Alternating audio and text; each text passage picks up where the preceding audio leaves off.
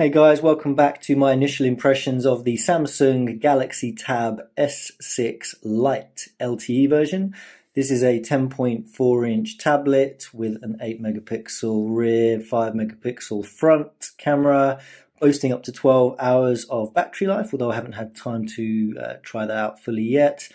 It's LTE running 4G, not 5G, unfortunately, and it comes with this one's 64 gigs of storage, which you can upgrade to a terabyte with a micro SD, which I've always loved about non-Apple devices. Worth mentioning actually that I bought an Apple iPad Pro pretty much fully loaded and was expecting to use that as a laptop replacement. I played with it for a week or so and I just wasn't really feeling it, so I ended up taking that back and getting a MacBook Air fully loaded with this baby as the accompaniment, so kind of best of both worlds there. So initial impressions here. Great, it's the right kind of size that I want for a tablet. It's portable enough. You've got USB-C, as you'd expect. Pretty decent speakers. I'll try those in a moment. So speaker outlet there. You've got your volume rocker, power, slash Bixby call up. And for those still holding tight, a 3.5mm headphone jack. Nothing on the left-hand side. It feels great. The kind of balance of weight in it is just spot on, so very, very comfortable to hold. The UX is great. Anyone used to Samsung products will know One UI. This runs One UI 2. One small gripe, and it's a really small thing, but the stock wallpapers that are loaded are pretty uninspiring, especially compared to Apple. I know you can get them from third-party apps, as many of us probably do, but it'd just be nice for those to be thrown in. Whilst I'm on small gripes, and it is a very small one, but it's just little touches like a sticker on the back like that is, I don't know, it's wonky, actually doesn't come off that easily. It's just a small thing, but God is in the details, right? So sound-wise here, let's pull up Spotify. Note I'm using the pen, which is included. Don't know how well this will come across. I'm using a Samsung Note 10 Plus as the camera, so let's give it a whirl. Baby squirrel, use a sexy motherfucker.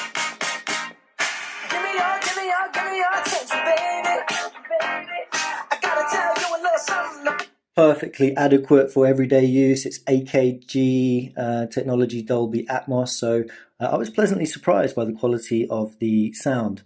In terms of kind of responsiveness, I have noticed a bit of lag occasionally if I'm multitasking and switching and things like that. There's sometimes a very mild hang, like it's not unbearable, but it's not super smooth like the top-end tablets. One thing that was a little bit disappointing was the 7.5 watt charger that comes with it, compared to, I think I got a 35 watt charger with my phone, so it may charge a little slowly and you'll want to upgrade that if you can. In terms of biometrics, no fingerprint scanner, face recognition, which weirdly worked pretty well in the dark, better than I was expecting. There's been a few times already, maybe half a dozen times in the last day or two, where in full daylight it's not recognized my face as quickly as I would have liked, and I've had a few kind of had to poke at it to get it to work. So mild, very mild frustration on that side of things. And just another add-on in terms of screen quality. Where am I here? So let me whack it up to full brightness. Really vivid. Blacks are pretty dark. There is, a very mild bit of pixelation. Like it's not the highest pixel density display on the block, but it's, absolutely fine for day-to-day use. If I just hit into YouTube and... You don't even have a liner in your garbage can. Do you have any idea how disgusting that is? Oh, baby, we got the mother load. Great. Everything that you could really need for everyday use. Let's check out the pen. So this is great. Like I've been a Note user since Note 3. Really important for me for my workflow. It's a nice weight. It holds nicely in the hand. It's got a flat side, which I think you can see. So it's easy to grip.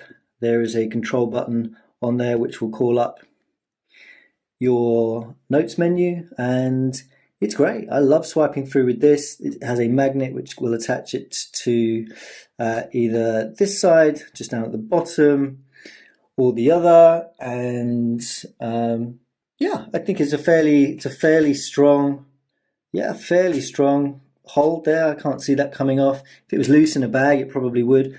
But then you're going to want to opt for the book cover, which includes a slot for storing the pen. So love getting that included. With Apple, for instance, it's 120 quid for the Apple Pencil, which I think is just crazy. Yeah, and one thing it's worth mentioning that if you pre-order from Samsung's website, then you'll get the $59.99 book cover thrown in. So that's worth doing. There's a link down below for doing that. So in terms of experiences writing with the pen, let's have a little look here. Just a little bit of latency. Again, kind of what you would expect. And I'm having trouble here, so let's maximize that. Small gripe with the software, actually. I used to enjoy when there was a squared line background, which helped if you were doing slightly more technical drawing and stuff, but it's good so far. I am enjoying that. If we have a quick look into PenUp, it gives you a nice little way to practice here. Let's wait for this guy to finish drawing himself, and then you can kind of start practicing. And look, it's pretty good. I don't do lots of really artistic drawing. I'm pushing hard now. I'm letting off now. Yeah, it's okay. I mean, maybe you would expect a little bit more sensitivity here, perhaps. So I'm not an artist. I don't use it for that kind of stuff. But I mean, if you were, then you might be looking at Apple products potentially, or a higher range. But it's perfectly fine. I love it instead of using my finger to swipe around. So that works really well. In terms of kind of practical elements, it's a tablet, so you're going to be touching it a lot. It's a hot day today, so I'm a little bit clammy, and it will capture some fingerprints. It will get some on the back, but really it's not too bad at all. It's obviously got a decent coating, and it wipes clean really easily. So no gripes there, and I'd probably get something from D-Brand as a little skin for the back to improve the grip if it's not in the case. Yeah, overall, I think it's a really sound device. Is it fit for purpose?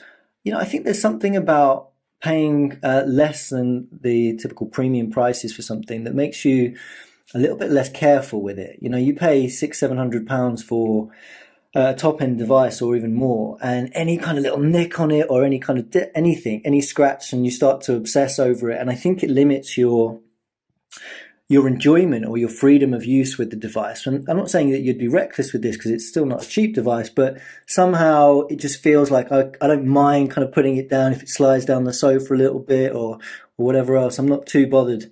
So it's really good. I think for a budget tablet running a familiar ecosystem of apps and software with a pen included that works really well with good speakers, I think it's pretty hard to beat. A couple of questions that you guys put forward about holding it this way and with a tight grip and that affecting the Wi-Fi. Like, I've tried it a couple of times. I don't want to try it too much, but so far I haven't noticed any sort of dropouts or anything there. I did a speed test, and there was no change to the speed through a result of me holding it like this. So that seems fine. I don't think that there's an official keyboard case yet, but I imagine that will be inbound.